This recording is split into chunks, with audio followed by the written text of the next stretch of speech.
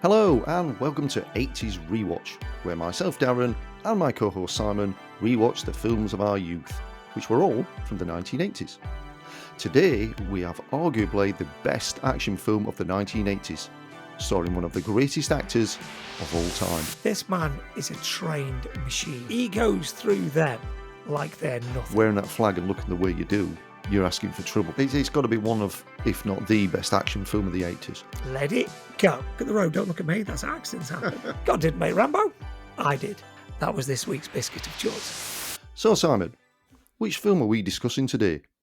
Today, Darren, we are going to be discussing a classic from 1982, Rambo, First Blood, starring Sylvester Stallone, Richard Crenna and Brian Dennehy. This was released in the US on the 22nd of October 1982, and we got it here in the UK on the 16th of December 1982. And Rambo ranks in the top films of 1982, and this surprised me, Darren. I don't know if it'll surprise you. Probably will. It ranked at number 13. What? Yes, number 13 of the best films of 1982, highest grossing box office.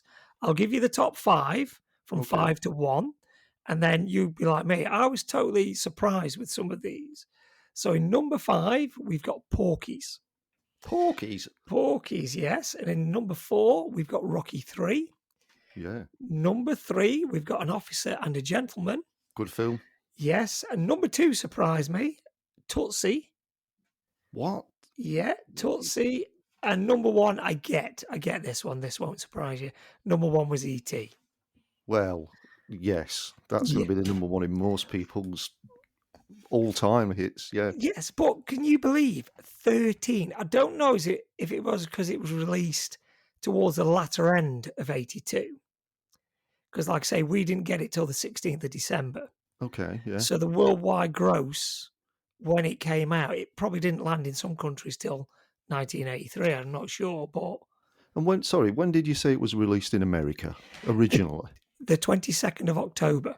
Ah, right. Because what I noticed last night is a lot of Christmas trees around, which I've never noticed before. Yes, I was just about to say to you, because we got it on the 16th of December, Darren. Does this make this a Christmas film? We've had this discussion before. Is it a Christmas film or a film at Christmas? It's a film. We'll always have that debate, won't we? Yeah, but again, like we said on the last few podcasts, those were set at Christmas as well. Yes. So it's like a bit of a theme in the 80s, Christmas films, but not set at Christmas. Yes. Now, it's one of my all-time favourite films ever, not just of the 80s. I mean, the action and storyline, they're still as good as anything that we have today. And it's 43 years old. Yeah, it is. I mean, because when did you rewatch this, Darren? Rewatched it last night. Right. I had a nice chilled Sauvignon Blanc from Australia. I mean, you know what? I've practiced saying that word, and I'm glad I don't have to say it again. Good. I had some white wine, really. Oh, Let's white be wine. honest, from the fridge. Brilliant. I was in my normal position on the sofa with my usual cup of coffee, and this week, Darren, a packet of Bourbon biscuits. Bourbons, but I don't know, love or hate Bourbons. Yeah, I know, it's one of those, but Bourbons this week, just for the listener. That was this week's biscuit of choice, Bourbons. Biscuit of choice. Yes, biscuit of choice. Yeah, so like I said, I watched it again, and I'm like you. I haven't watched it properly for a long time, and I was amazed. This time watching it, I was more interested in Stallone's acting. Oh, listen. What can you say about Sylvester Stallone? Brilliant. Or even Sylvester Stallone? I mean, he's a genius. He writes, directs, produces, acts. He does everything. He's incredible. He does. He did the screenplay for this. He also did. He was part of the screenplay writing team for this. And I think you can see Stallone, like you say, for me, he's very underrated. People put him in the action genre, don't they? But like you've just said, what he does behind the scenes in most of these, fantastic. Yeah. Also, I remember back then he got ridiculed for the way he talked, especially in the Rocky films. I think it still does get a little bit ridiculed today, but they've got to be people who haven't got a clue what they're on about. Exactly. I thought last night, when you watch him in Rambo, this one especially, he says a lot without saying anything. His eyes, his facial expressions, his body posture says a lot without actually talking. Yes. No, I totally agree. He's got everything. He's one of the Hollywood greats of all He time. is. He's one of my favourites. I must admit, people say that Schwarzenegger or Stallone. I was always Stallone. Always Always, Stallone. always Stallone. But nobody ever Definitely. ridicules Arnold Schwarzenegger about the No, way he speaks. no, they And I don't. don't think they'd dare if they saw him in person.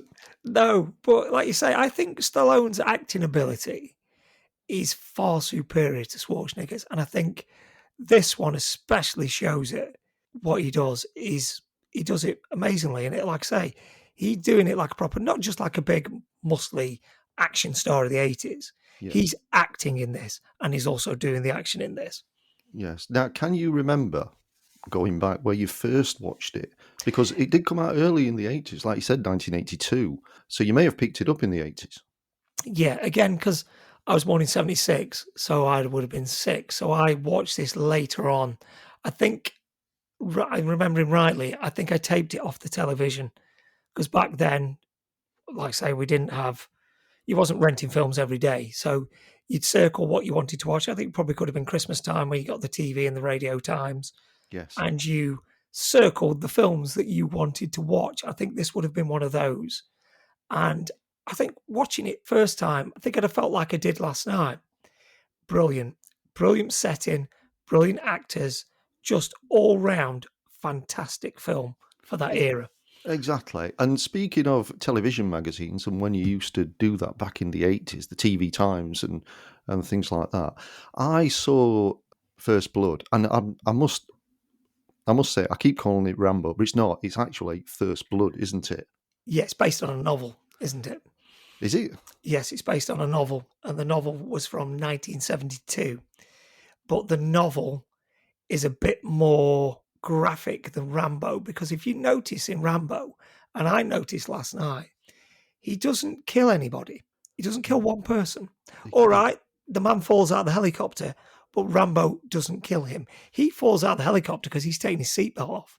Ah, Rambo okay. doesn't kill anybody, but in the book, it was different. He just basically went through that town, killing everybody. So when I was looking in the television mag a few months ago, I noticed that Rambo was on, and it was given 4 stars. No. This is a 5-star film all day long. It's never 4 stars. Who Yeah, reviews these programs? I don't know. I don't get it sometimes. You look at reviews and you look at what people say. I mean, everybody's opinion is different. Some people might listen to this and not agree with what we say. So sometimes I'm like you, where do they get these from? It is a gritty, grainy action film from the 80s. Well, it's action, but it's also, you get to see a bit more in depth of the character of Rambo as well. It's not just a mindless violence film. Exactly, and it does take you in a different direction at the end of the film, which we will get onto. Yes. So I remember first watching this in the 80s, and you know where I watched it? Go on, where do you watch it? I watched it on a Sunday morning in a social club. A social club. In a social club, which was like a working men's club. Yes. And I was sitting there down there by my father. Now, there were a few social clubs in and around Sheffield, which were left over from the depleting steel industry because it was starting to get run down. And these were open every night and every day. And some people used to say it was like New Year's Eve every night in there. They were always packed social clubs. They were the place to be. Yes. And Saturday night was the big night out. You know, husbands would take their wives, boys would take the girlfriend, whilst me, because I'm only small, I'd be babysat at home. But they were enjoying a fantastic time. You know, they had comedians on, they had bands, they had bingo. They even queued up for fruit machines back in the 80s, back in the early 80s. I remember on the Sunday morning seeing people queuing up for one fruit machine. You wouldn't see that today. No, you wouldn't. And like you say, it's exactly the same in my house. My mum and dad used to go out regular on a Saturday night and we'd have a babysitter. That Yes. doesn't really happen now. No, because it's a lot more family orientated socially now, isn't it? With pubs and restaurants and things. You still have, you know, your teenagers could still go out and your 20s and 30s, but everything's got a lot more family friendly. But back in then, you were not allowed in, especially on a Saturday night, and parents would come home in a right state. They would be arguing, they'd be drunk, sometimes they'd be bringing friends back. So on Sunday morning, the social club would reopen. Yeah. Yes. And this was mainly so that the men could have a drink again. Hair of the dog. Apparently it works. It never did for me. No, So not for they me either. so they would take the children there to get out of the wives' way, who could be nursing their hangovers in peace. Yes. Now on these Sunday mornings in the social clubs, they showed films. Yes. So that they could have a drink, the kids could watch a film, and they would watch anything. There were no kind of restrictions. Okay, there wasn't the really graphic films, which I won't go into, but they were action films, or sometimes they were cartoons, or whatever there was to entertain the children for an hour and a half or a couple of hours. And I remember there was a big screen, like a projector, on a stage, and it had these three primary colours pointing at it. I think red, blue, or yellow, I think. I'm not quite sure about that. And I would be sat there with some pop and some crisp, looking out for any friends and their hungover fathers to see if I could, there's Pete over there. And oh, yeah, his dad looks in a worse state. And you know why we were all there. But we were entertained. We were being taken out. We were watching a film. And this was the first time I had heard the word banger used for a film. Have you seen that film, First Blood? It's a banger. Oh, it's a banger. I didn't know what that meant. But this morning, they were showing First Blood Rambo, which was a banger. So I was really, really excited to see this film that everybody had been going on about. But they were bangs, like you say. They were like events back then, wasn't they? They was, Films. yes. Like an event. Well, I remember with my friends, like I've said before, coming around to my mum and dad's house, or you went to a friend's house. There wasn't one or two of us. There was like 10 of us watching these films. And this is the bits you remember. And like I say, Rambo, for me, is up there in my top 3 favourite films of the 80s. Yes. So I'm in the social club. I've got my pop. I've got my crisp. There's all the drunken men around having a hair of a dog and looking in a bit of a state. And the film starts. Yeah. And it starts with John Rambo. He's walking into it, and he looks as though he's trying to look for a place. He looks as though he's looking for someone. Yeah, he does. He's walking down the, like say, side of the road, and the big trucks and things are going past him, and he's just on his own, isn't it? In his own little world, walking. All he wants, like he says, all he wants is some food. That's all he wants, is something to eat. But he is looking for his friend Delmar Barry. Oh yes, sorry, yes. I've skipped a beat. He's looking for his friend, like he says, Delmar Barry, and he goes down to where his mum lives and where he lived, and he speaks to his mother, doesn't he? He does. But what a beautiful setting. Oh, it is. I mean, the whole film is just fantastic. The mountains, the scenery is just phenomenal. You're in awe of it. It's just wonderful. Yes. But he does speak to Delmar Barry's wife, and poor fella's passed away, hasn't he? Yeah. He got cancer while he was in Vietnam from all this yellow stuff, she calls it. Killed him and he didn't even know it. That's what she said, didn't she? Yeah, that's a sad line, that, isn't it? It is. It is. And you see Rambo's face because he's got the picture and he's showing her everybody. And then you can see he's genuinely done. And you find out why later in the film because he was the last one. The last one of the group. And it was Baker Team, the group, wasn't it? They were in that. There was Baker Team, and he was the last one. Now Rambo is the last one of that group. Everybody else is gone. And he's feeling really deflated. And you can see that he doesn't know where to go. So the nearest place, he goes into town. He does, like I just say, I got that bit mixed up. Sorry, he's walking down to the town, and he walks to the big gateway to Holiday Land in Hope. Yes. Gateway to Holiday Land. And I took from this, and I'm watching it last night, I love little American towns like this, but it was actually filmed in British Columbia, Canada. That's where Rambo was filmed, in Canada. It really? Yes. I never knew that. In Hope, because it says Hope under the Gateway to Holiday Land. And a little bit of trivia for you, Darren. Obviously, it's all changed now from when it was filmed, but that is still, they've taken it down. It's not still up, but it's in the town on the floor, and people sit on it and have the picture taken with it. Oh, fantastic. Gateway to Holiday Land. And I'm thinking, I'd love to go there. Yes. I'd love just to see it. And like you say, all Rambo is wanting to do is get some food. And then he bumps into Teasel. Yes. Will Teasel. Will Teasel. And I get what Will Teasel's saying to him. And I thought when I watched it, he's quite right. It's a sleepy little town. You might even call it boring. And Rambo says, doesn't he? Boring. And I'm thinking in my own head, that's how I'd like it to be. Boring. You see, yes, I was going to ask you this question because I noticed when Will Teaser, when we first see him, he's coming out of the police station, and he knows people by the name, and they're saying hi and everything. Yeah. Is Will Teasel right to do what he's done? Let's be honest. Let's look at it from an alternative point of view. He's trying to protect his community, isn't he? Yeah, and I get what he says. I'll let you in, and then there's more of you. And to be honest, I don't get what he means. All right, they are army veterans. They've served their country. Now we'd welcome them with open arms. Is he spotting danger, though? I think he is. Thinking, yeah. You don't fit in my town. He's thinking trouble. He's thinking you're just going to cause trouble. You're just going to steal things. You're just going to make a nuisance of yourself. I get what he's saying there, but his approach is all wrong. Completely. And when he gets him in the car, doesn't he? He says, where are you going? Does he say Portland, doesn't he? I think so. Is it north? North, Portland or something. And then he takes him up the bridge and it's the wrong way.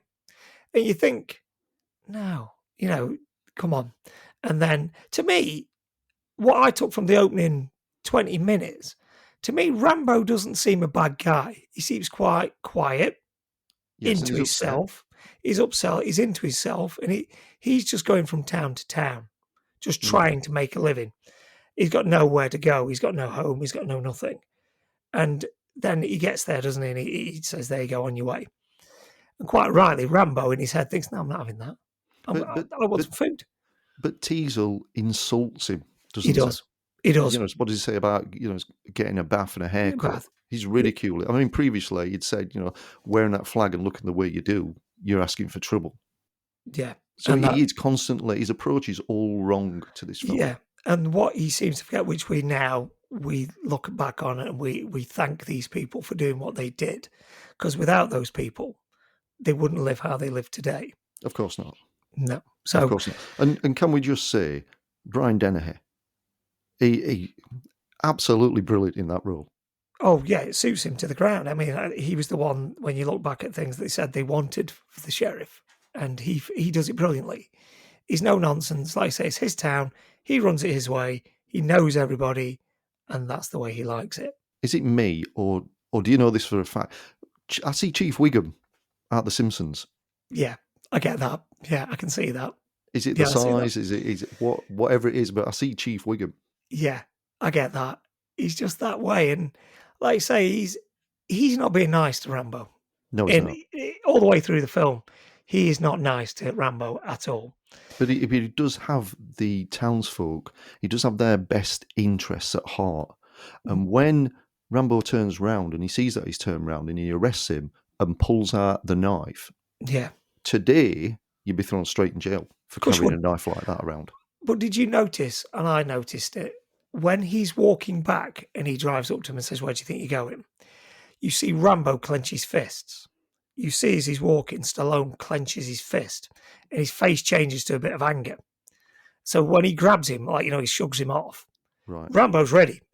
I saw that last night. You see him walking, Stallone, and as soon as he says, "Where do you think?" you see his fist clench. Never noticed that. You watch it, and he's there, he's ready, and you think now, because obviously we know the film, we're thinking you don't know who you're messing with there.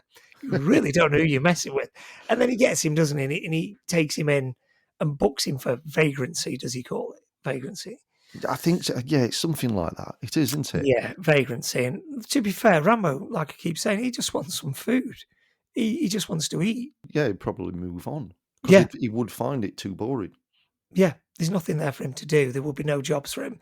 There'd be nothing. So he would then move on to the next town. But they don't. And then I find the police force are all very negative towards Rambo. It's a sleepy town, isn't it? Yeah. I would think, not much happens in this town. And Teasel's like a big fish in a small pond. And it's almost as though it's that boring. They want something like this to happen to prove themselves. A chance to use a gun or a chance to show some authority.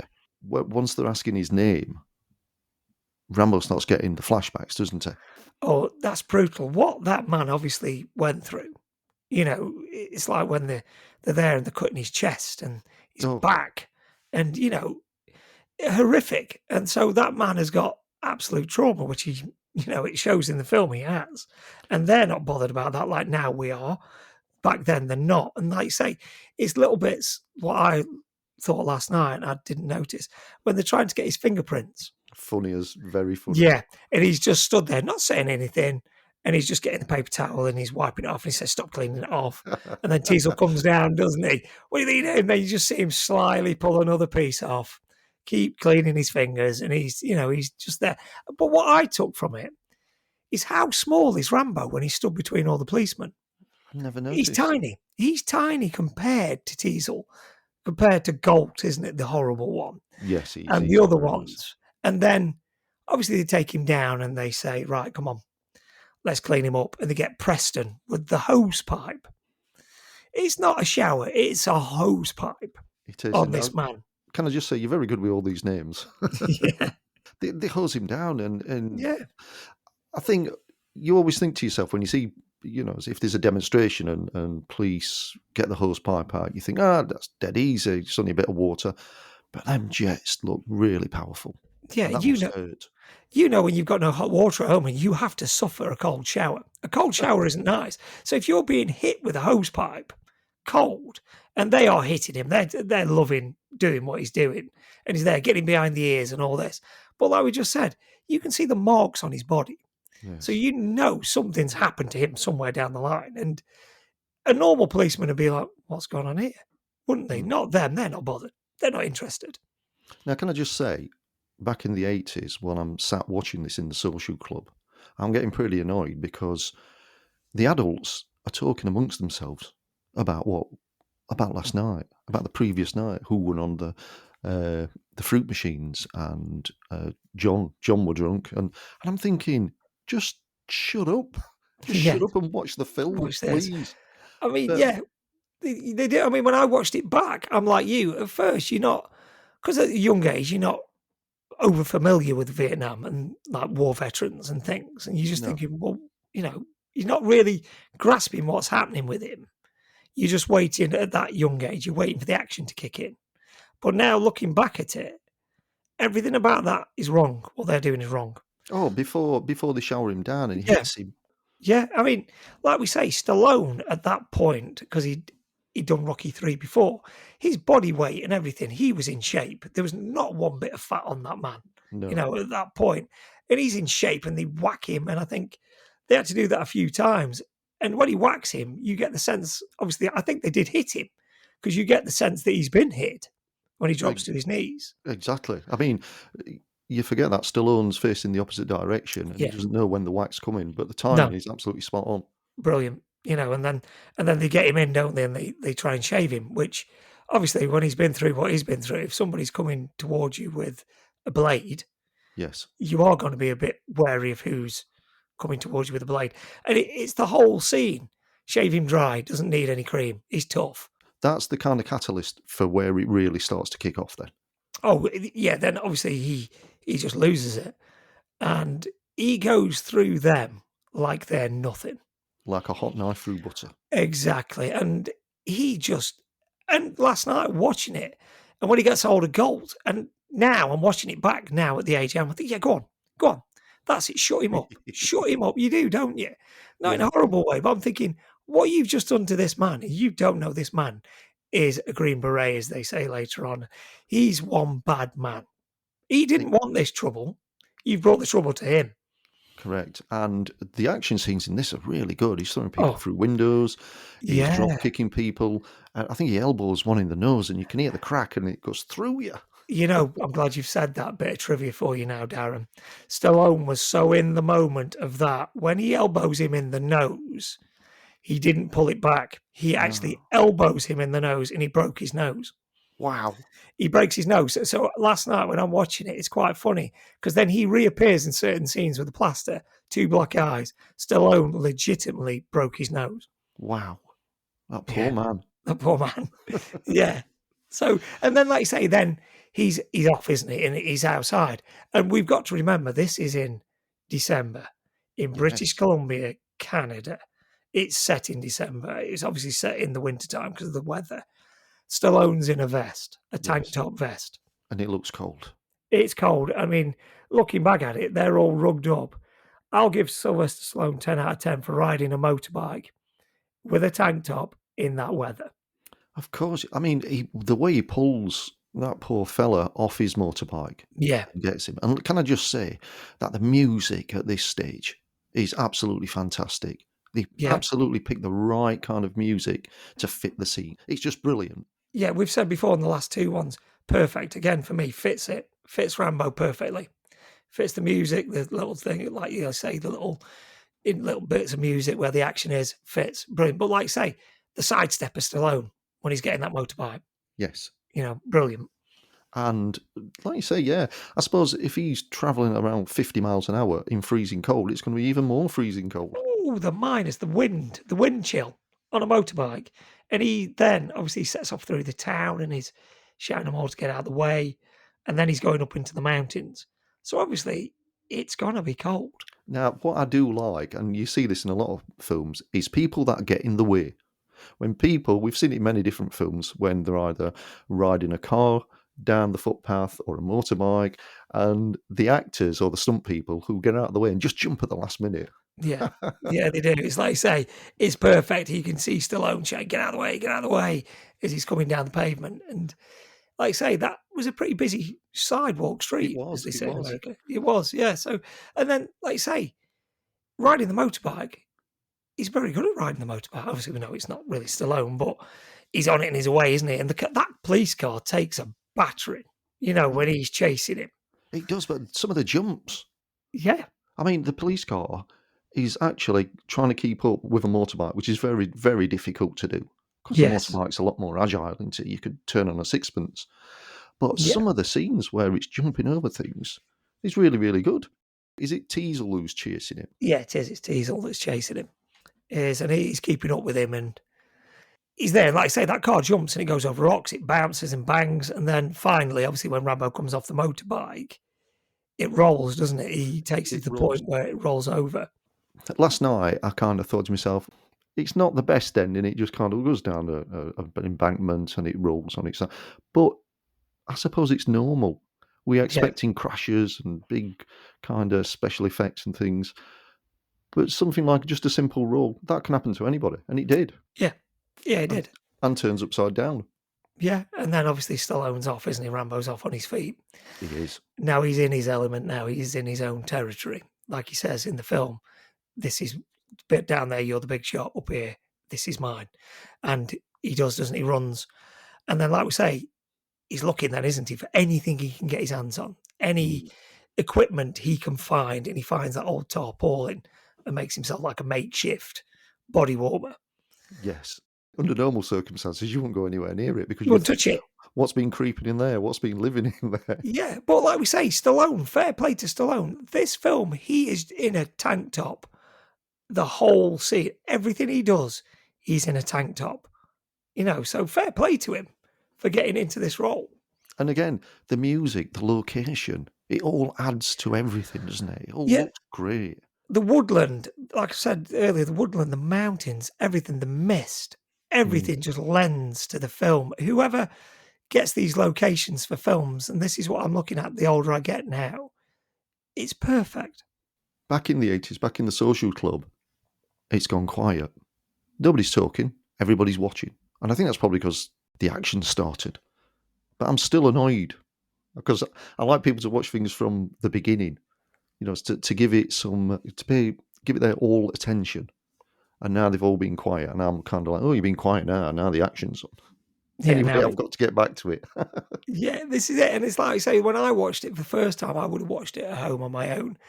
And this is the bit where it's like, say, it kicks in, the action's there now. So it's got you. You've had that little bit of a backstory. And when you're, like, say, younger, you don't take that in as much as what I took it in last night.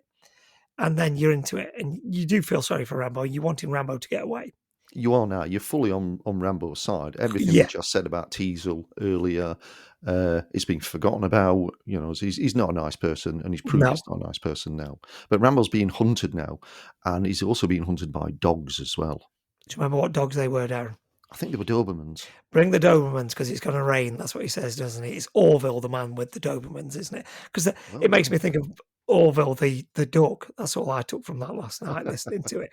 And he says, get Orville with the Dobermans because it's going to rain. And then they're there, aren't they? All the deputies, they're all after him. Yes. And they do chase him, but Rambo eventually comes to the cliff edge. He's there. He's at Chapman Gorge. How do you know these things? Oh, the silly things like this, you'll find the more listener as you get into these podcasts, my mind is full, should I say, of mindless information. It is. But then, like you say, he's there and he's at top of that cliff. And how high is that? Yeah. And his only thought is to get away. So he runs back and then they're coming. So what does he think to do? I've got to go down. Would you go down that? No chance. Never in a Not million years. I'd just give myself up. I would have done. Yeah, I'd let the dog have me. I'd give myself up. I'd let the dog nibble my feet and I'll surrender. So, but then he's going down it. And obviously then you get Galt in the helicopter. He's horrible. I'm sorry. He's horrible. It's not nice in any way. And all he's wanting to do is shoot Rambo now. He is. And who are these stunt people, unless you're telling me it's Stallone himself, who are, a third down this cliff? How do they get there? Somebody was there on the cliff, and then obviously he's shooting at him, isn't he? And yes. His only option is that big tree. He looks, doesn't he? And he thinks that's my only option. Bit of trivia. I don't know if it was Stallone that actually jumped off the cliff because he's high, isn't he? He's up there. Yes. But it was Stallone that fell through the tree. Was it? It was Sylvester Stallone. They did it a few times. And on the last time, when he hits that branch, Stallone actually broke his own ribs. And that's why you see the pain on his face.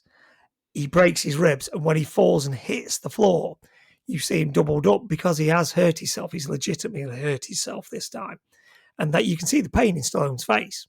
Yes. As he's screaming on the floor. And then he cuts his arm, doesn't he, and all that. And then Galt's still then hell-bent on getting him, isn't he, with the gun. He's fallen to the floor, but they're still shooting at him, aren't they? From behind the trees, and he's trying to hide. Yeah, he is. He's trying to hide from him behind the tree. And obviously he's moving the helicopter to get a better shot at him. And then obviously Rambo's only defense is to find something. Find anything, and he finds a rock, doesn't he? He does. Yeah, and then he throws it and it hits the screen. But then Galt obviously falls out. But like I said before, the only reason he fell out is because he took his seatbelt off. You see him take it off to get a better shot. And what I'm looking at it, and I'm thinking, how good was that throw? Although the helicopter's come down, when you see Galt fall from the helicopter, he seems to have fallen miles. And I'm thinking, what a shot. Yeah. He's picked this rock up and he's thrown it. Yeah, and obviously it makes the helicopter tip because he's got no belt on. Out he falls, and like I say, he hits the rocks. And then obviously Rambo goes over to him, doesn't he? Picks him up. Yes, and he has that flashback. Coat. Yeah. Now, Darren, I'm glad you've said that. He steals his coat. Why doesn't he put the coat on? Doesn't he? No, he never puts that coat on at all. He's got it because you see him with it. So because he's hard. Rambo's hard. He doesn't coats. he doesn't, but it's that cold. And I'm thinking last night, just put the coat on. Put the coat on. He doesn't put that coat on. And then obviously they all see him at the bottom, Diesel and all his gang, and they're there. And then they see the bit I took was the steam that's coming off that body. Yes, there was. Yes, I noticed that.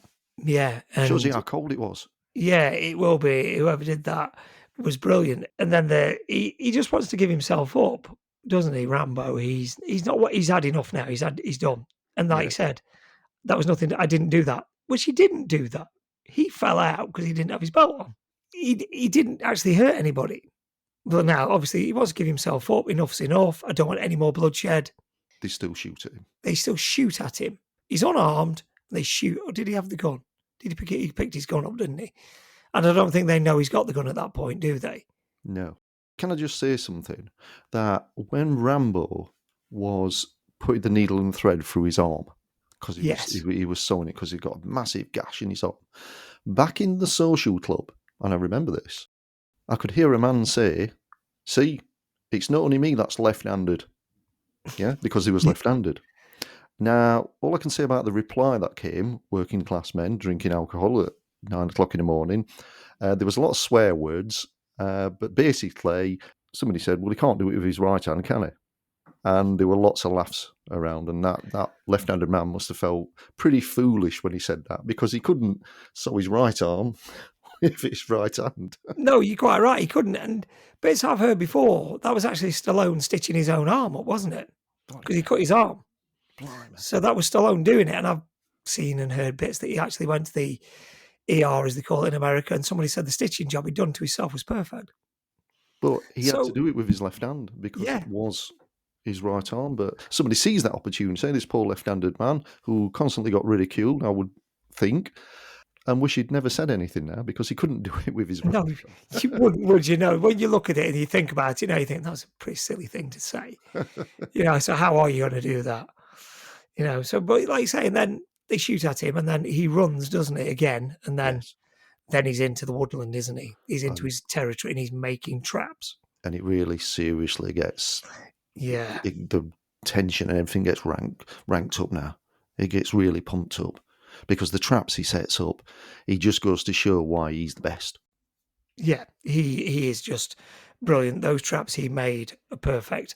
And like I say, when they're coming and Orville sets the dogs on him, and obviously he shoots, doesn't he? And then that line that one of the deputies says, oh my God, he's got a gun.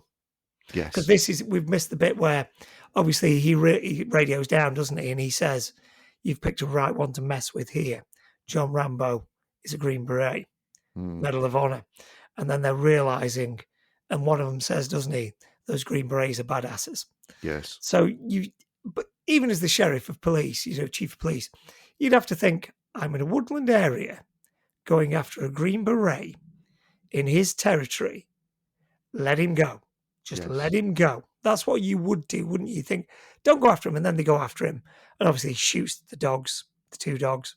Now, why is it just me? But anybody that kills dogs in any films or anything, you start to take them seriously. You think, this fella's a nutcase. I did feel sorry for the dogs watching it, to be honest with you. You do? Oh, yes. You do. It's a dog. And the dogs are just there doing what the dogs are designed to do. They'll rip him to bits, though. Yeah, of course they would, yeah. And then, obviously, the last dog goes, as he's shot Orville, hasn't he, in the leg, he's hit. Yes. And he lets the last one go and he says, go get him. And then there's no gunshot. So then you think, He's killed it with his bare hands. he's got it with his bare hands or his knife. And then you'd have to start to think, if a man is willing to take on a Doberman with his bare hands, He's a nutcase. exactly. And then obviously they're starting to hunt him still. And then he's picking them off. Oh, that's brilliant. I think one of them's just watching through the woods, and I know Rambo's camouflaged down below. Yeah, he's laid on the floor.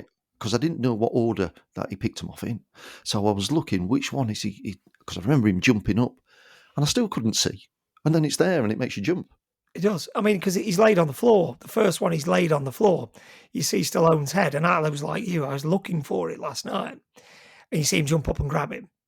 Yes. And then he gets them, and it, like say, and like I touching back on what I said earlier, he doesn't kill any of them. All right, he hurts them. He breaks bones, he does whatever, but he doesn't kill them. He doesn't kill any of them. Yeah, you don't notice it, do you? Really? No. Just he's got another one. He's got another one, but you don't look at the seriousness.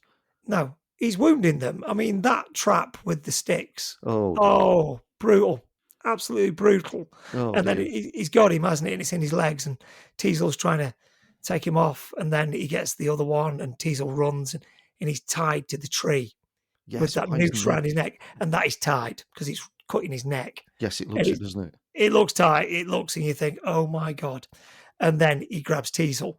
And Teasel, the way he drops that gun and just folds, is brilliant. He's taken all the steam out of him. He's done him. In that one movement, he's done him. That's what anybody would do. They just fold. If anybody puts a knife to your throat. Yeah. And he says the words. He says to him, doesn't he? I could have killed them all. I could have killed you, but I didn't. And he's saying, isn't it? Just let it go. Let it go. Yes. And you think, right, just let it go. But he doesn't. True to form, he's now got the grip between his teeth. He's wanted, but look what he's just done. Look what he did in the police station. Look what he's just done here. Exactly. Let him go. let him go, and Teasel just breaks down, doesn't he? Yeah, he does. Tears He's come to crying. his eyes. Yeah, he's deflated him. He's completely destroyed him in that one movement. He's destroyed his confidence, everything. But then, obviously, when they go back down, don't they? Back down to the bottom of the mountain. Yes, and the reporters are there and everything reporting on how they've done a fantastic job. Yeah. Rambo's a killer. Yes, he isn't though. And the bit I laughed out loud listening to it, and that reporter's going, the only thing that saved the police deputies with their training and all this. No, he let them go. And we forgot the one bit where they do take a shot at Rambo because he stands there, doesn't he? Oh, And he yes. moves and it hits him in the arm. And it's just them bits, this lighting on Rambo.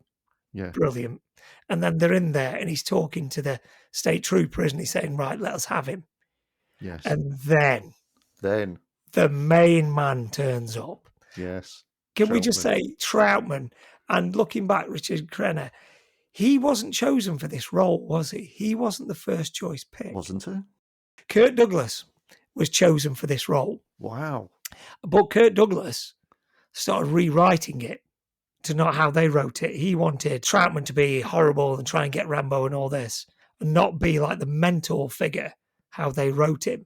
Right, and in the end, he turned up to film it, and he looked at the script, tried to rewrite it, and there was a bit of butting heads. And eventually he just drove off and didn't come back. Wow. So they had to scramble to get somebody, and they got Richard Crenna. And can I just say, and again, perfect. Oh. Absolutely perfect for that role. And his line when the chief says, who made this kind of guy? God didn't make Rambo. I did.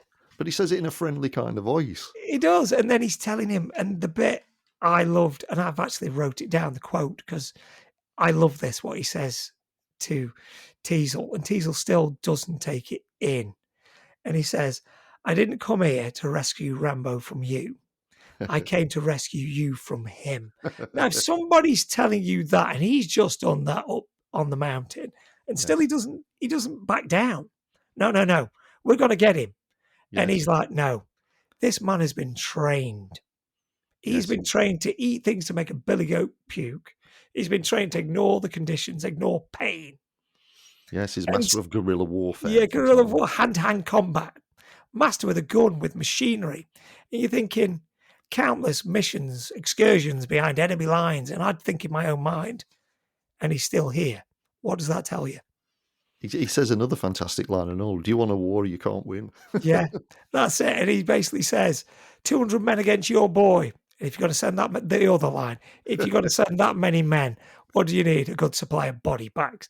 Now, if he's telling you this, come on, listen to what he's telling. And to be fair to Troutman, the bit he says, and I listened to it last night, I thought, why didn't you just listen to him? I know it's a film, so he's not going to. Why don't you just let him go? He'll turn up in somewhere like Portland, a car wash, wherever. Arrest him then. He'll be diffused. Just pick him up. Which is what he should have done in the first place. Which he should have done in the first place, but he doesn't. He goes into this and he creates a little war, which he's not going to win. And in the middle of all this, we see Mr. John Rambo kill a wild boar for something to eat. Yeah, and how he kills that boar. He's becoming to like a scavenger now, hasn't he? Yeah. He's on his lowest basic form, just to hunt, to kill, and to live. Live by attrition. Could you do that? It depends how hungry I was. I mean, don't really? I couldn't. I couldn't. I'd be eating grass first. Yeah, I get that, but we're forgetting, like they've said, this man is a trained machine. He will do anything necessary to survive, and he does. And he says that, doesn't he? He's the actual killing machine. He is. That's what he's been trained to do. And he does it. And then you see him walking back with this lump of a leg from the wild boar. You know, and it's huge. And then he goes into the mine or something. Like a mine, that's the word. Sorry, I couldn't find the word to say. He goes into the mine and he's cooking it, and he's just laid there and he's slicing a bit off, and he's picking the bit he wants to eat and the bit he doesn't want to eat. And then they're back down and they're talking, and they say to Troutman, don't they? He'll probably listen to it. He's got a radio, and he's not going to break radio silence for you, but he might for you. And then he gives the line, you give me a walkie-talkie now, Darren, And the first thing I'm going to say to you is what he says. Do you know what he says? His No. line. You give me a walkie-talkie now or a radio. The first words I'm going to say, knowing that you're on the other end of it, Covey leader, calling Raven, come in, Raven. Right. Yes. Yes. That's the bit I always say. That's my little homage to Rambo. So And he's there. Sorry, is he kind of coming at it from the army kind of point of view? Yeah. He's trying to tap into his army because he knows that's probably the only way to get to him Yes. is to make him think he's back in the army in Baker team. And he says, doesn't he, Covey leader, call him Raven, come in, Raven, call him Danforth. He's saying all the names, isn't he? Yes. Off the top of my head, I can't remember all the names. Ortega. But there's Diaz, there's all them. And he's there, talk to me, Johnny, isn't he? He's talking to him like he's his friend, not Rambo, come in, Rambo, talk to me, Johnny. And then obviously Rambo Responds. talks, he responds. But not And then- initially, does he? He doesn't respond No. initially. Because I'm kind of thinking, does he think it's a dream? And then reality strikes in. Hang on, he said this again.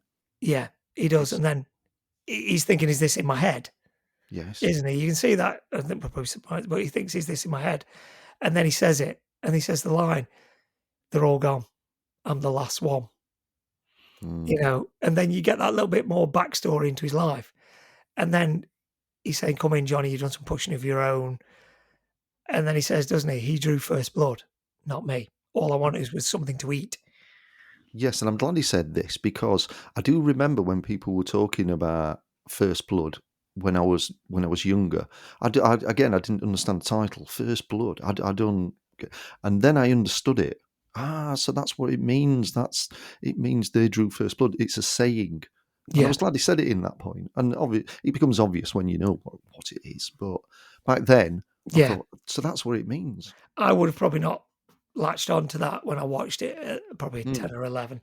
I wouldn't have probably latched on what I did, like you say. And he's admitting they drew first blood. I didn't want any trouble. They came to me with it. I didn't go to them with it. And he can't leave it now, can he? You can't leave it. But you just look at him. Now he's in this, like they say, the mine. He's now gone back to his old ways. He knows. He doesn't at any point, apart from one point, which we'll touch on in a minute, he doesn't look fazed by where he is. No. He's not bothered about where he is at all.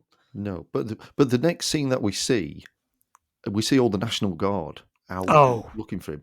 And where is John Rambo? Where does he come from?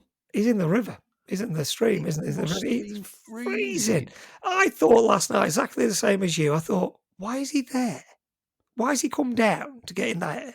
And I'm like you, he's got to be freezing. And then obviously he then jumps up, doesn't he, goes, and this is where he sees the kid, isn't it, the boy? Yes, the young boy. The young boy. And you're thinking to yourself, just for a split second, don't kind of harm this young boy. Just let him go. Yeah, he's having the flashbacks again, isn't he? He's there. He's in the mode, isn't he? He's there. You see, again, like I say, Stallone in this film for me says a lot with his eyes. His eyes say everything. Yes, he does. Yes, he's like wide-eyed and he's looking at him, and then he realizes and lets him go. And then obviously they shoot, don't they? And that alerts them to where he is. Yeah, it's the young kid. He raises the alarm. He does. Yeah. How thankful is he? I've not killed you, but I'm going to grass you up. Yeah, and then he's there back at the mine, and like I say, it's the National Guard, and then they pin him. You know what? This is a very funny scene. Oh, this is one of probably my favourite scenes in the whole film, where National Guard leader Clinton Morgan is there, and he's telling him, "All right, get him, go up to that mine. You go. I'm not going anywhere near him." Yeah, that bit was brilliant. How they managed to fit a bit of comedy in there is just fantastic. And he's there shouting the odds. He's right, you flank him. Go down to the front of the mine. I'm not going anywhere near him. I'm going to be at the store tomorrow. Yeah, exactly. And then they get the bazooka. Oh dear. And he fires it. And then that line when he hits it, bullseye. When he hits it. And it's what an explosion. Yeah, it is. He just looks Rambo and he thinks these idiots are actually going to fire this and makes a run for it. They're serious. They're going to fire it. And obviously they fire it and then it caves in the mine front. And then, like you say, Rambo then is trapped. He's trapped in that mine. But Teasel turns up and sees them all doing the Soldier of Fortune. Yeah, can I just say before we get to that, when the helicopter's coming across that lake, how beautiful is that? Oh, the scenery. The way it's shot is just brilliant. Yeah. And then, sorry, he gets to there, doesn't he? And then he's looking at what I class in my head as Dad's Army. If you're from the UK, you'll know what Dad's Army is. The Dad's Army Brigade have blown the mine up, and he's thinking, "What have you done? Why have you done that?" Yes, and he tells him to clean his mess up. And what does he say? Yeah. He's got to be at the store Go tomorrow. tomorrow, yeah. I've got to open the pharmacy, doesn't he? So go open the pharmacy in the morning, and you're not going to get anyone up here. It doesn't say you've got to do it by hand. We'll start digging. Yeah, brilliant. And then they're just assuming, obviously, that Rambo's gone, that they've killed him. But he's not, and now he is trapped. Troutman knows. Was it me, or is it a bit of smoke coming out? Because he obviously makes that. I think it was, yes. Because I thought, is it mist or is it smoke? And is Troutman looking at the smoke thinking, no, he's all right. Yeah. He's okay. Because he knows what to look for, doesn't he? Yeah. Because he trained him. He knows, he's told him what to do and how to survive. So he knows what to look for. He does. And then obviously he makes his makeshift light with the fire. And then he's just walking in this mine. And like I say, he's unfazed. And the only time you see a little bit of frightenedness of Rambo is the rats. Oh, don't. Yeah, the rats are the only bit where he looks like, physically. And the bit I actually laughed. When Stallone grabs that one, he looks at it face to face. And then he throws it, doesn't it? He's like looking at the rat. And he does, doesn't it? It's not just me, was it? He looks at it face to face. And then he launches it, and then he's proper frightened of the rat. Because as you know, rats will attack in a group. Of course. But I've kind of thought, I've watched it a few times, but like I said, not for a hell of a long time. And some parts of me think, were they real? Or Yes, were they just were. placed on his back? And then you do see him move. Yeah, they're real. And I think one of them, if you watch it, goes for him. You see one jump at him. Yes, it does, yes. Yeah, it jumps at his knee. Yeah, at his knee. So they are going for him. And then obviously he works his way through, doesn't he? And it's getting more claustrophobic though, because the water's getting higher and the roof's getting lower, and it's just it's so claustrophobic. Just not a place you want to be. No, and the relief on his face when he gets to that ladder. Relief on my face when he gets to that ladder. Yeah, you just see he put his head on his arm, and just the relief, thinking, "Thank God." Yes, thank God. At least we all would do. And then he's up and out, isn't he? And then, but he's so close, isn't he, to where the troops are once he pops his head? Yeah, they're there. They're just there, and you're thinking, just get back down, but you don't want him to go back down in there. No, he's there, and then he's crawling, isn't he? And then he's got to try and make his way. And looking back at it now, he's hell bent now, just going to the town, isn't he? Teasel, he wants Teasel. You can see that now. And he jumps onto the truck. And do you remember the driver's name? No. Come on, Capcart, Robert A. It sticks in my head. Don't ask me why. And he says, right, Capcart, Robert A, what you got in the back? M60. And that's the big gun that we know Rambo for. But he says it, doesn't he? Right, you got in the back, Robert A. Gun. And then when he's driving, he's got the knife to him. He's saying, look at me, look at the road, don't look at me. That's accidents happen. That little bit of humour, Yes. Yeah, and then he kicks him out, doesn't he? He does. And again, the stunt man. Yeah. Being thrown out backwards from a moving truck. Yeah, and Capcart says to him, why? I haven't done anything to you. I've got no beef with you. Yeah, he just kicks him out. And then he's off, isn't he? And then obviously he's heading to the town. And when he gets to the town, I kind of semi-forgot this bit. He just goes through the petrol station. Oh, he does. Straight through the hoses, straight through everything. He knows what he's doing. Oh, yeah, he knows exactly what he's doing. And he blows up the petrol station. Oh, the explosions, though. Yeah. And you see the gas burning. Yeah. And you think this is going to be serious. This is going to blow. Yeah. And then, like you say, he knows what he's doing. He's working his way around that town, shooting all the PowerPoints out. So he knows what he's doing. And then he goes into the store, the gun store, doesn't he? And Sorry, can I just interrupt, because we've missed one of my best moments out of this. Because when he steals the truck, they set up a roadblock. Oh, yes. Sorry. Yes, we have. Yeah. They set up a roadblock. Myself. And at that point, when I saw this roadblock, I thought to myself, well, that's it. How is he going to get through this? How does he get through that? Straight he through. Drives over the cars. The music placement as well. He's just pinpoint. Yeah. They must have had a field day doing that, saying, put that music in there. Those pimples going down all their arms and everywhere. You've got to do it. Fantastic. It was, and I'm glad you said that, because that is brilliant. Looking back, like I say last night, that music placement, and when it smashes through, and then he's headed to the town, and like I say, then he goes through the petrol station, and And or in blows them up. America, the gas station in America. And he Yes. blows it up, and then he's working his way round to Teasel. And quite fair to Teasel. Teasel's quite switched on here. Get on the roof. Get on the roof of the police station so I can see it all around the town. But Teasel also announces to everyone to stay indoors, Yeah. doesn't he? Yeah, you see them all running off the streets. Wish Yeah, you which would. How many towns do you know have got a big tannoy system like that? nowhere. Fantastic, really.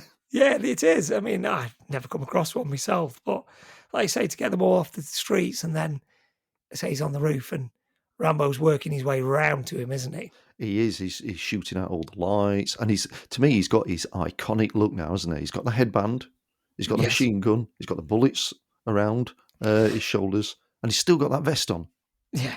Doesn't take the vest off. And the one bit that I did think last night watching it is when he's working his way round the town and you get the shadow of his silhouette with the gun. Yes, Now, if you saw that coming towards you on a shadow, you'd run. You would. You would, wouldn't you? That the gun is huge. It is. And you just run. And I remember as kids going back to watching this, I remember for one Christmas, my mum and dad got me a replica gun of Rambo's gun. And it got the bullets round it in a circular motion, and you shot it. You got a stand to put it on. It's proper replica of the M60, and it got Rambo on the side. Darren, I wish I still had that. And I found one on eBay, and they're wanting like £250 for them now. No way. And it's like, I fondly remember that gun. I remember thinking I was Rambo, going up into the woods up at John Turner's where the school was in Darleydale, behind the woods with me, my brother and Moss Hughes.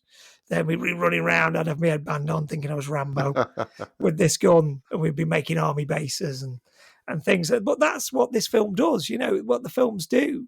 They take you off as kids thinking you're Rambo, thinking you're making bases and running away from the bad guys. And what happened to that gun? Is it anything to do with your dad again? My dad, that man. Me and that man will have words one day. You know where that gun ended up, don't you? Tansley Tip.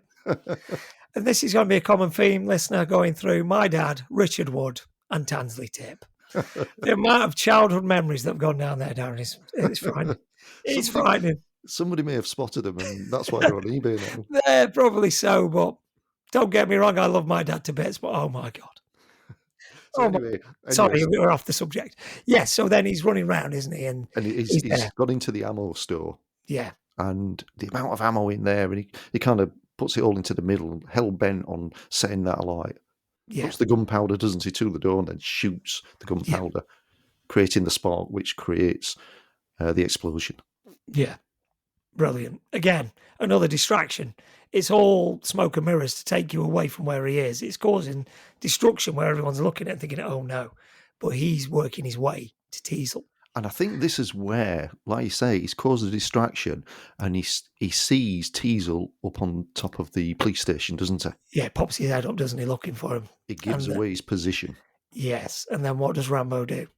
He shoots the police station to put all the lights out, doesn't he? Oh, he just goes to town on that police station. Yes. And you can see, now if you're like me last night watching it, and you're thinking, if you're Teasel, and you hear this is happening underneath you, and you know this man is serious, you've got to be thinking in your own mind, oh, God, I'm done.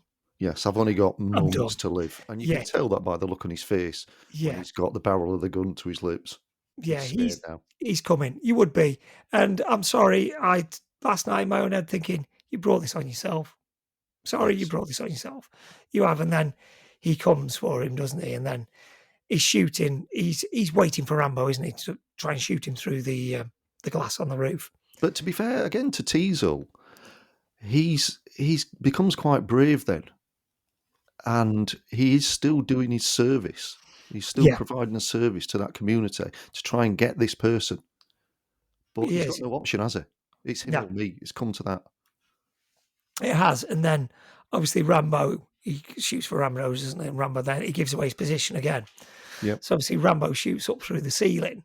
And then, obviously, he hits Teasel, and then he falls through the glass. Yes.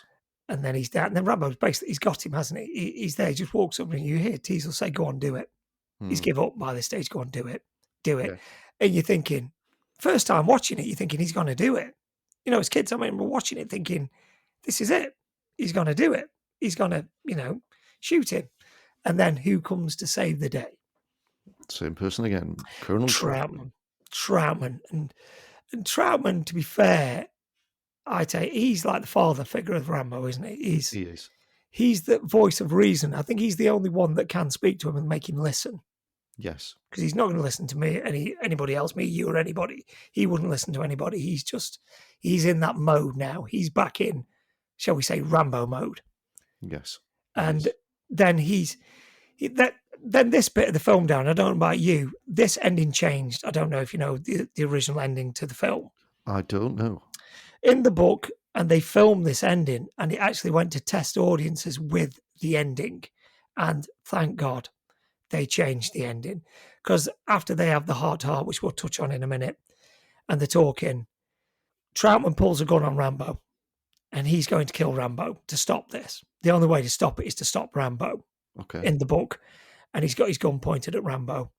And Rambo, because he's in that much pain mentally, he walks up to Troutman. And there's bits on YouTube, if you look, you can see this ending. And he basically grabs Troutman's hand and pulls the trigger, and he shoots Rambo in the abdomen. Blimey. And he kills himself. He basically kills himself.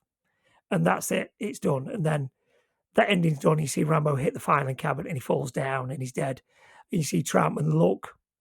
Troutman's a bit obviously done by it. He just turns and walks, and that's how it ended.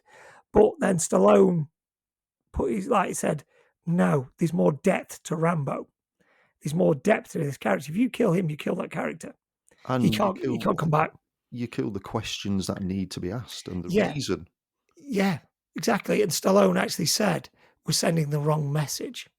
Is this what we do with veterans? Do we just kill them to get rid of them? Wow. You're sending the wrong message. And Stallone, to be fair, fantastic. Stallone's vision, like we said before, Stallone's vision on this is fantastic. Because obviously there was 4 films after this one. And Stallone's vision was brilliant. And to do it, but then they wrote that bit and you see the character of Rambo where he's just breaking down to Troutman. Now, originally, and probably a few times after I saw this, I wasn't happy with the ending. I thought, he's just going off on a rant. I didn't fully understand what he was saying. And I thought, they could have ended it. He should have shot Teasel, or he should have shot loads of police officers outside. What a silly way to end it. But looking back, it's a perfect way to end it. Yeah, it is. I'm like you. As kids, you're thinking, why is he doing this? What is all bit? But you look at what he's gone through in his life, and you look what he's just gone through there. And it's that point, I think, realization, like he says, and it's quite right when he said it last night. And I thought, brilliant how Stallone delivers it. In the army, I can go in and do behind the scenes military action, like they say. I can drive tank. I can do this. I'm a squadron leader. People look up to me in the army. I can drive this. I can do this. I get back here. I can't get a job washing cars. Yeah. Because they look down to him. And he says, what life have I got outside the army? In the army, I'm somebody. Here, I'm nobody. And you think, yeah, you're right. He's right what he says. And he's just breaking down. And then he's talking about his friends. And all they want to do is go and drive his red car. Yeah. Is he say Corvette? Was it a 63 Corvette or something, did he say? Yeah, cruising it. Cruising until the tyres fall off. Yes. And you see him saying it, and you think, yeah, and that's all they want to do. And then he says where they are, and somebody gives him a box, and he didn't want to open it. Shoe shine box. Yeah, and Rambo didn't open it. So Rambo went to get some drinks, and his mate opened it, and he just blew him to pieces. He says, because we're looked upon as scum. Yes, call him baby killer and spitting yeah. at the airport. Yeah, and I thought when he said it, looking back now as the age I am, yeah, you're right. Baby killer, spitting on him after everything he's been through. Everything they've been through to make America great for them and better for them. I know it's a character, but you look past that. You look past the people that did this, and you're right. Yeah, you're quite right, Rambo. And he's breaking down to Troutman. And for the first time, you see his humanity side. He's just broken. Little did we know things about PTSD back then. Yeah. Well, maybe it was around, but it wasn't as evident as what it is now. No. And all he wants, as bad as Rambo is, as good as he is with his hands and everything, all he wants is somebody just to hug him. Yes. and to tell him it'll be all right. And you see him breaking down, and you see Troutman just hugging him. You see Troutman, his lips are quivering, aren't they? Because Mm. he's feeling Rambo's pain, and Rambo, to be fair, is in pain, isn't he? He He's is. in pain, and that bit at the ending to me, Darren, I took it last night, being older and wiser. Brilliant, absolutely fantastic way to end it. And the way he leads him out, Yeah, and the music that's playing, the kind of trumpet or the bugle, whatever it is, yeah, and it just makes the hairs at the back of your neck just stand up. yeah. Because all Troutman keeps saying, "We're going to get you out of it. We're going to get you back to Bragg. We're going to get That's it. Chopper. We're going to get you Yes. back to Bragg." And that's all. That's the switch to flick him to think you're going back. But obviously, we know he doesn't go back. We'll probably touch on Rambo 2 at some point doing these. Mm. And then, but to me, like I said to you at the start, Rambo didn't seem a bad guy. He didn't. He was just Yes. pushed. And It like he was says, Teasel's approach. yeah, he just kept pushing. He just kept pushing and pushing and pushing. And then he'd had enough. And everybody's got that breaking point. Of course they have, yes. But the You- the song that kind of breaks out when he's walking to the police cars, which there looks to be hundreds of police cars, is fantastic. And then the way they kind of freeze the frame and stop it, but the music carries on, just to make yeah, you think, how on earth have we got from this stage, from that stage to this stage? I know. I think, like you just said, when Stallone walks out of the police station and he looks, I think because he's calmed down a little bit, he's probably thinking, I've done all that. What Yes. has just gone on there, he might, obviously he doesn't say anything in the film, but he might think, I've just done all that, and it is. But then we don't see Teasel again, do we? Oh, you do, sorry. You see him getting in the ambulance, don't you? But Yes, they there's no just stop and look. exchange. I thought they just stopped and looked at each Yeah, they did, but there's no words exchanged, is No, there? no. I No, wonder what so went through Teasel's mind then, I, because well, he's he probably, caused all that as well. yeah, he did. He was the antagonist to it. Yes, And he probably thinks finally it's over. Thank God it's over. yes. So he should really be struck off the force for that. But Yeah, because they're a small community and they all stick together, they probably watched each other's back, and he probably went back in, or I would say retired, yeah. because he's just had the few scares of his life.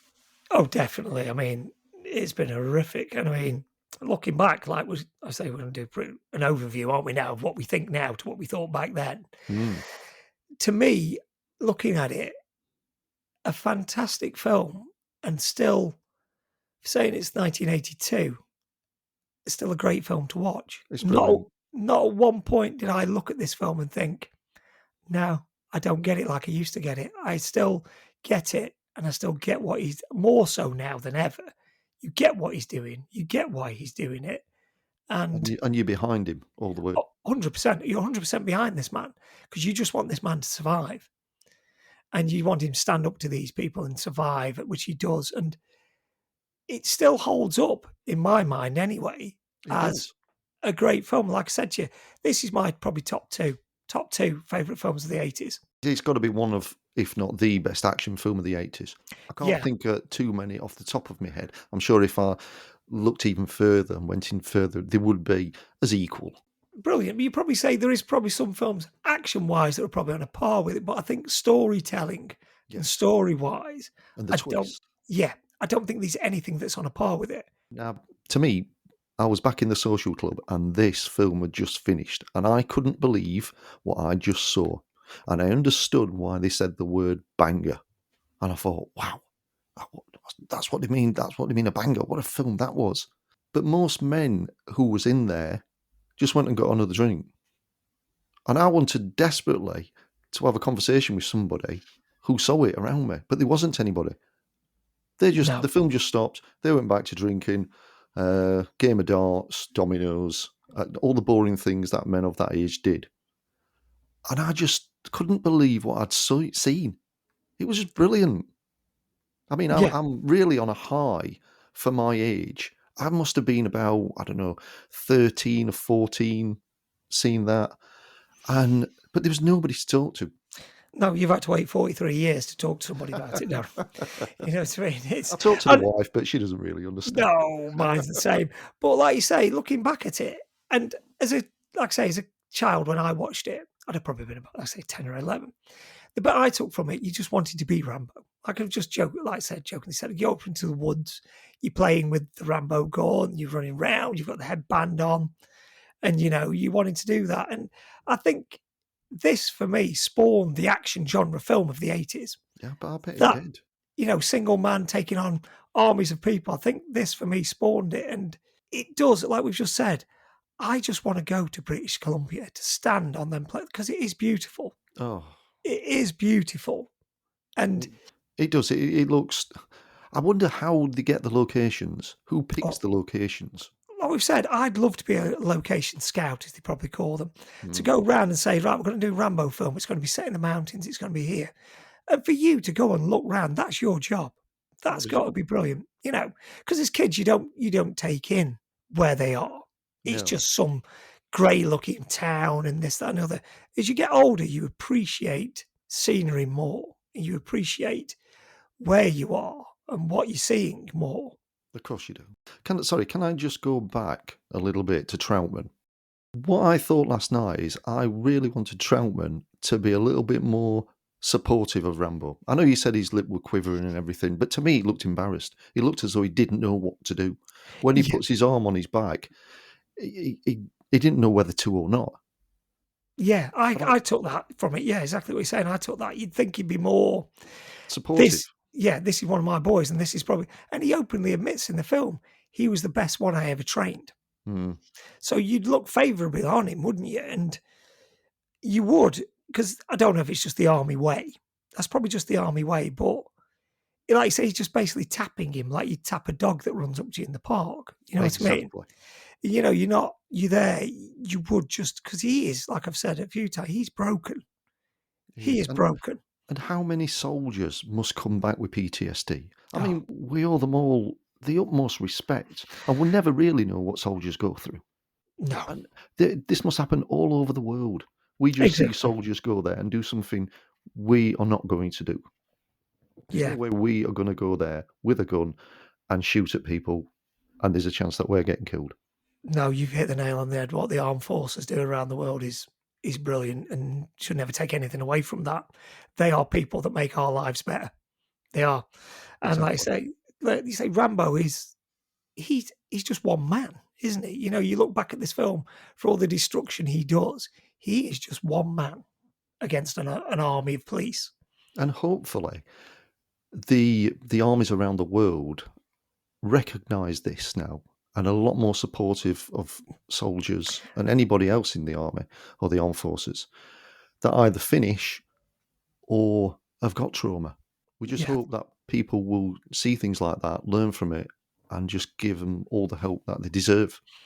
definitely. Definitely totally agree with everything you've just said. Yeah, they should do. But like I say, it's for me when I watched it last night, I'm there and like we've said, and this is why we're doing this podcast, and hopefully people that listen will, they'll take what we say and they'll be like, yeah, I remember that. But I don't get bored of watching these films. No, I don't. I It don't, must be. It's the way they shot. It's the colours. It's the locations. It's the characters, the actors, the storylines. It's just everything. Everything's yeah, covered for you, and you never get tired of watching it again and again and again. no, like I just said, I can't remember how many times I've watched this. And the beauty of doing these is the night before I watch them again. I don't know, do you watch them the night before I or did watch it last night. Yes. yeah? So they're in your, they're stuck in your mind, and there's bits that you take from it, and you're watching it, but you're watching more so now to take it in so we can discuss it. So you're not switched off from it. You're taking everything in. It's like you say, the names resonate with me, and I don't know why. It's this silly thing I have. I can remember these things, but if you ask me at work tomorrow something I did last week, I can't remember it. No, I'm exactly the same. Yeah, I I can can't. get in the car and is it left or right? I go, oh, it's right. I think it's because you're not interested. But in things like this, you are interested, so you Yeah, absorb all that information. and I'm getting back to the 80s. Like in the 80s at school, we didn't have like in England. They probably might have done in America film clubs and things like this where you could go and study film, No. and things like that. And I think to myself, looking back, if they had, that's what I would have done because I'm still like now, even all these years on, I've got a passion for it. That's why we're doing it. So have you, and we've got the same interests, and Yes. this is why we're doing it. And I look back and I think it's a shame that because I would have been engaged in that. I would have loved to do that. And your career might have gone in a different path. Exactly. I know there's what ifs in life. There always is. Like you just said, should have turned left, should have turned right in life. But I would have loved to have done it because I can take it in, and I don't know why I can, but I can, and I just have a love like you do, and like the listeners, hopefully that subscribe to our podcast have this listener, and they still want to listen to what we've got to say next week and the week after that and the week after that. And that's what I'm hoping from this, that we can engage with different people and take it further forward and be doing this in 10 years' time. Excellent, Simon. So, from myself and Simon, thank you again for listening. Please join us on our next episode where we will be discussing... What will we be discussing, Simon? Next week, Darren, we will be discussing another classic, one of my top 5 again favourites. I put this at number 3, the classic Gremlins. On 80s Rewatch.